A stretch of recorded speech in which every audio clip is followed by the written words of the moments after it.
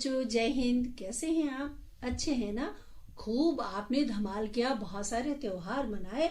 और कभी कभी तो ऐसा होता है ना कि इस भाग दौड़ में तबीयत बिगड़ जाती है। ये तो बिल्कुल ठीक नहीं है। हमें तो हमेशा ठीक रहना है, स्वस्थ रहना है, मस्त रहना है। अब बहुत सारे त्योहार के बाद आप बच्चों के लिए एक और बहुत बड़ा सा त्योहार आने वाला है जिसमें आप बढ़ चढ़ के हिस्सा लेंगे।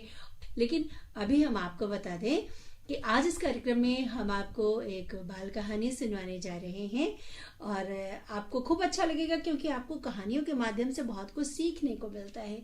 और जब भी हम इस तरह की कहानी आपको सुनवाते हैं तो आपको आनंद आता है और हमें भी कुछ न कुछ सीखने को मिलता है। तो सबसे पहले चलिए सुन लेते हैं एक बाल कहानी, जिसे सुना रही हैं हम सबको सविता सिंह दीदी। आइए, आज मैं आपको बहुत ही प्यारे से बच्चे रजत की कहानी सुनाती हूँ, जो समझदार तो था ही, साथ में चतुर और चालाक भी था। वह हमेशा अपनी माँ से कोई न कोई सवाल करता रहता। माँ उसके सारे सवालों के जवाब इस तरीके से देती कि रजत को सारा कुछ एक बार में ही याद हो जाता। जब भी कोई मेहमान घर में आता, वह अपने ज्ञान की पोटली खोलकर उनके सामने रख देता। मेहमान के चेहरे पर मुस्कान तैर जाती। वे उसे प्यार करते और शाबाशी भी देते। रविवार के दिन छुट्टी थी। रजत रसोई में गया तो देखा माँ चावल धो रही थी। रजत ने चहकते हुए पूछा, माँ एक कविता सुनाऊं? माँ ने भी चहकते हुए ही कहा, हाँ हाँ, क्यों नहीं, सुनाइए। बस रजत शुरू हो गया।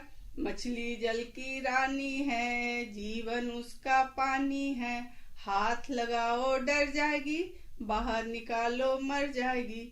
वह उछल कूद करता हुआ कविता बार बार सुनाया जा रहा था। माँ वाह वाह किए जा रही थी। तभी रजत ने देखा कि माँ चावल धोकर उसके पानी को फेंकने की बजाय बाल्टी में रख रही थी। रजत ने तुरंत सवाल दाग दिया, आप क्या कर रही हैं माँ? गंदा पानी बाल्टी में क्यों रख रही हैं? इसका आप क्या करेंगी? माँ बोली, बेटा आपको तो मालूम है हमारी धरती कितनी बड़ी है। हाँ, इतनी बड़ी। रजत ने अपने दोनों हाथ फैला दिए। माँ ने हंसकर कहा, हाँ, पर आपको पता है इतनी बड़ी धरती पर पीने योग्य पानी सिर्फ 3% ही है। तो हमें जल को बचाना चाहिए ना, क्योंकि जल ही जीवन है। पीने का पानी तो सभी को चाहिए, इंसान, जानवर और पौधों को भी। नहाने धोने और सफाई के लिए भी पानी चाहिए। ओहो, मैं समझ गया। चलिए इस पानी को गमले में डाल दें। रजत ने बाल्टी उठाने की कोशिश करते हुए माँ से कहा। माँ ने मुस्कुराकर कहा, हाँ बेटा डालेंगे, पर अभी नहीं, शाम को। रजत ने चौंक कर पूछा, शाम को? क्यों माँ, अभी क्यों नहीं? माँ ने समझाया, वो इसलिए कि अभी धूप है। अभी पौधों में पानी डालेंगे तो गर्मी के कारण सारा पानी जल्दी ही भाप बनकर उड़ जाएगा। इसलिए शाम को या सुबह पौधों में पानी देना चाहिए, ताकि पौधे को पूरा पानी मिल सके। ओहो, अच्छा अच्छा, अब मैं समझ गया। बात को समझते ही रजत खुश हो गया। एक दिन रजत के घर में पड़ोस वाली आंटी आई। रजत की माँ ने पड़ोसन से पानी पीने के लिए पूछा। उन्होंने तपाक से कहा, जी हाँ, पानी तो पीऊंगी ही। बात सुनते ही रजत दौड़कर किचन में चला गया। लौटा तो उसके एक हाथ में गिलास था और दूसरे में भरी बोतल। उसने गिलास आंटी की ओर बढ़ाया तो वह देखते ही चौंक गई। वह रजत से बोली, क्यों बेटा, गिलास में पानी आधा ही है, ऐसा क्यों? रजत ने कहा, हाँ, लेकिन बोतल तो भरी हुई है ना। आप इसे पहले पी लीजिए और जरूरत पड़ेगी तो तुरंत बोतल से दे देंगे। आंटी कहाँ मानने वाली थी। उन्होंने रजत से कहा, अरे बेटा, गिलास को भर दो। रजत ने समझाया, आंटी मैं तो पानी का बोतल लेकर खड़ा हूँ ना, आप गिलास को पहले खाली तो कीजिए। आपको जितना पानी दूंगा, जितना आपको चाहिए उतना मैं पानी दूंगा, लेकिन पीने के लिए, बर्बाद करने के लिए एक बूंद भी नहीं। आंटी ने गिलास को लेकर बगल में रखा और गहरे आश्चर्य के साथ रजत की ओर ताकती रही। वह कुछ इस भाव के साथ देख रही थी कि यह ऐसी उल्टी सीधी बात भला क्यों कर रहा है। आंटी के मन की बात रजत ने समझ ली। वह समझाने लगा, आंटी मुझे आज ही पता चला है कि पानी कितना अनमोल चीज है। माँ ने मुझे बताया कि हमारी धरती पर शुद्ध पीने का पानी बहुत कम उपलब्ध है। पीने वाले बहुत लोग हैं, तो इसीलिए मैंने आज से पानी को बचाने का काम शुरू कर दिया है, क्योंकि जल है तो कल है। रजत की बात सुनकर आंटी सुखद आश्चर्य से भर गई। उन्होंने उसे गले से लगा लिया। आंटी ने उसे स्नेह से निरखते हुए कहा, रजत बेटा, आपने तो बहुत बड़ी बात बता दी। आप बिल्कुल सही बोल रहे हो कि पानी की एक बूंद भी बर्बाद नहीं होनी चाहिए। आंटी ने पानी पी लिया तो रजत ने पूछा, और दो आंटी? आंटी बोली, नहीं बेटा, तुमने ठीक किया, मुझे उतने ही पानी की जरूरत थी। हम लोग बेकार में ही गिलास भरकर पानी लेते हैं और आधा अधूरा पीने के बाद ज्यादातर बर्बाद कर देते हैं। आज से मैं भी सबको जितनी प्यास होगी उतना ही पानी दूंगी। एक दिन स्कूल से आते ही रजत खुशी खुशी अपनी माँ से बोला, माँ, हमारे स्कूल में फैंसी ड्रेस प्रतियोगिता हो रही है, बताइए ना मैं क्या बनूं? माँ ने मुस्कुराकर कहा, पहले आप सोचिए कि आप क्या बनना चाह रहे हैं, इसके बाद मैं बताऊंगी। रजत ने अपनी एक उंगली अपने गाल पे रखी और विचार करने लगा। थोड़ी देर बाद उसने कहा, माँ, मैं पानी की बूंद बनूंगा, क्योंकि दूसरे लोगों को भी महसूस कराना जरूरी है कि धरती के लिए पानी कितना जरूरी है और कैसे सबको मिलकर यह काम करना चाहिए। इसलिए मैं पानी की बूंद ही बनना चाहता हूँ। माँ ने प्रशंसा करते हुए तुरंत उसका समर्थन कर दिया। बहुत अच्छा, तुमने बहुत सही चुना है। जल्दी ही वार्षिकोत्सव का दिन आ गया। फैंसी ड्रेस प्रतियोगिता में भाग लेने के लिए छोटे छोटे प्यारे प्यारे बच्चे खूब सज धज कर आए थे। कोई राजा बनकर आया था तो कोई शक्तिमान, कोई बच्ची तितली बनकर आई थी तो कोई रानी। रजत ने सबसे अलग पानी की बूंद का रूप धारण कर रखा था। बुलाए जाते ही सारे बच्चे परफॉर्मेंस के लिए मंच पर पहुंच गए। सबको खूब सराहना मिली। कार्यक्रम के बाद सारे बच्चे एक क्लास में बैठे थे। तभी एक टीचर परेशान सी आई। उन्होंने रजत की क्लास टीचर से कहा, कल्पना, देखो ना, जो लड़की डिबेट में जल ही जीवन है विषय पर बोलने वाली थी, उसकी तबीयत खराब हो गई है। अब मैं क्या करूं? मैं बहुत परेशान हूं। तभी रजत सामने आया और बोला, मैं बोलूं जल ही जीवन है के बारे में? तुम बोल पाओगे? टीचर के चेहरे पे आश्चर्य था। रजत की टीचर ने कहा, तुम चिंता न करो, यह बोल लेगा, मैं जानती हूँ इसे। रजत ने जैसे ही स्टेज पर बोलना शुरू किया तो तालियों की गड़गड़ाहट से पूरा हॉल गूंजने लगा। रजत बोलता चला गया, पानी की रक्षा, देश की सुरक्षा, जल बिना जग सुना, जल हमारे जीवन की अमूल्य निधि है, हमें इसे बचाना चाहिए और अधिक से अधिक इसका सदुपयोग करना चाहिए, ना कि दुरुपयोग।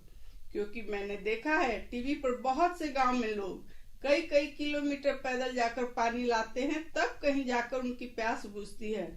हमें पानी का महत्व समझना चाहिए और दूसरों को भी समझाना चाहिए, और थोड़े थोड़े सहयोग से ही हम बहुत सालों तक अपने जीवन में शुद्ध जल का उपयोग कर सकते हैं। अंत में रजत ने कहा, हम सब हाथ उठाकर यह वादा करें कि हम सब मिलकर पानी को बचाएंगे, कभी पानी का दुरुपयोग नहीं करेंगे, क्योंकि जल है तो कल है। जय हिंद। तालियों की गड़गड़ाहट से सभी ने उसका स्वागत किया और वादा किया कि सभी आज से जल का सदुपयोग करेंगे। रजत जब घर आया तो उसके हाथ में दो दो मेडल थे, एक डिबेट का और एक फैंसी ड्रेस का। उसने दोनों मेडल माँ के हाथों में देकर कहा, जल ही जीवन है, इसकी सुरक्षा हमारा धर्म है, इसे बचाना हमारा धर्म है। माँ ने प्यार से रजत को गले से लगा लिया। तो कैसी लगी बच्चों कहानी? जरूर बताइएगा। नन्हे मुन्ने बच्चों, हम लोगों ने जो कहानी सुनी बहुत ही अच्छी थी, बहुत कुछ सीखने को मिला। और जानते हैं, इस तरह से हम अगर ऐसी पुस्तकें पढ़ते हैं, ऐसे लोगों की कहानियां पढ़ते हैं, हम बहुत कुछ सीख भी पाते। तो इस अच्छी सी कहानी के लिए सविता सिंह दीदी को देते हैं ढेर सारा धन्यवाद और सुनते हैं ये मीठा सा प्यारा सा गीत।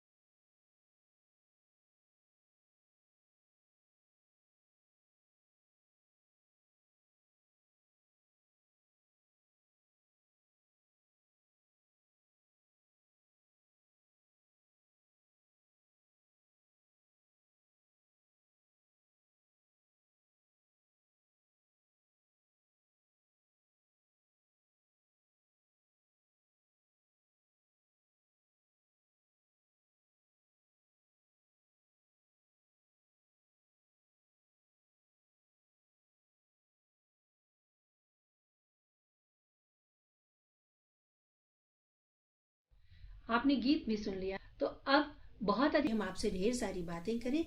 अब करना ये है कि आपको जो होमवर्क मिला है वो कर लीजिए, और आपको जो पर्व त्योहार मनाने हैं उसके लिए सोचिए कि क्या करना है, और छोटी छोटी बातों का हमेशा ध्यान रखिए। जो बड़े कहते हैं उनको मानिए और समय का पालन भी कीजिए।